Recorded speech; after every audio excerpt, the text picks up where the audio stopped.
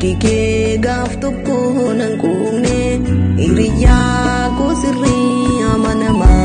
kan gaaf tokko lafa nan buufne bara haalli hunduu ulfaate harki kee gaaf tokko nan quufne kanaaf yeroo hundaa si waama abbaa abbaa jedhaa keessi koo yoo guutee zoonatti hir'atees kan siif jiraachuudhaaf filannoo koo kanaaf yeroo hundaa si waama abbaa abbaa jedhaa keessi koo yoo guutee zoonatti hir'atees kan siif jiraachuudhaaf filannoo koo.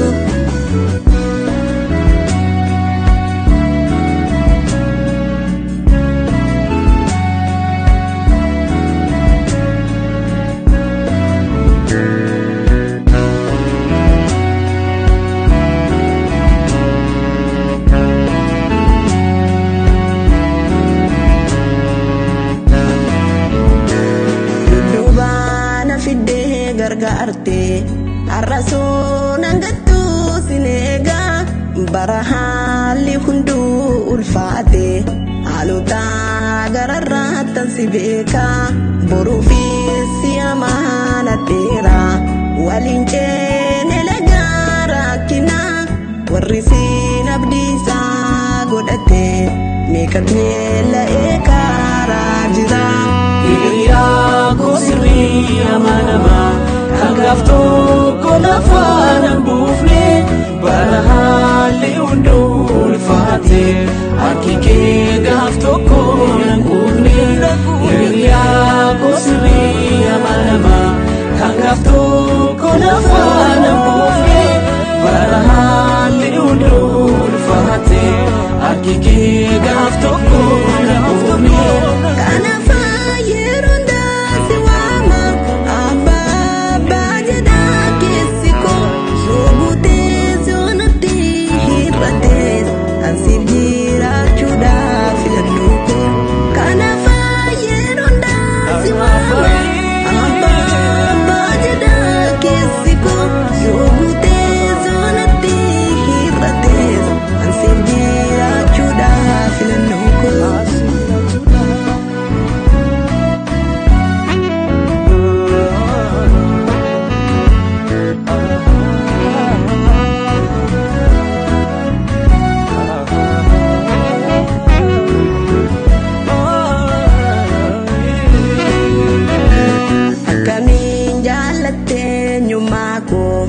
Anana malakoof saangadi boolla duwwaa keessaa na baafte an maqaa kee nan oole badii ija naa guchisee ayyaanni kee himamuu ankan kee ta'uu koo ganaayyuu maqaa kee jajadha haadha gaa'uu gurrii diina koo hiriyaa koo sirrii amanamaa kan gaaf tokko lafa nan buufne bara haalli hunduu ulfaate harki kee gaaf tokko nan quufne hiriyaa koo sirrii amanamaa kan gaaf tokko lafa nan buufne bara haalli hunduu ulfaate harki kee gaaf tokko nan quufne kanaaf yeroo hundaa si waama abbaa abbaa jedhaa keessi koo yoo guutee zoonatti hir'atees kan siif jiraachuudhaaf filannoo koo kanaaf yeroo hundaa si waama abbaa abbaa jedhaa keessi koo yoo guutee zoonatti hir'atees kan siif jiraachuudhaaf filannoo koo.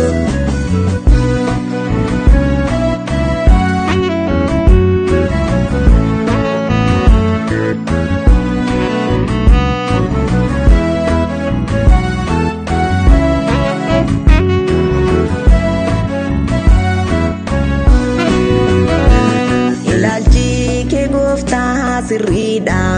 isa gadi ilaalaa ijji kee otoo naabdii koo kuute taa'u na dhufee harki gargaarsa kee mana kee tambaree gaarummaa achichaamni koo dhidhiibame maqaa kee jajuma fanisa situ yaadaan qabee na waame. Hiriyaa koo sirrii amanama kan gaaf tokko lafaan hin buufne bara haalli hunduu ulfaate harki kee gaaf tokko hin quufne. Hiriyaa koo sirrii amanama kan gaaf tokko lafaan hin buufne bara haalli hunduu ulfaate harki kee gaaf tokko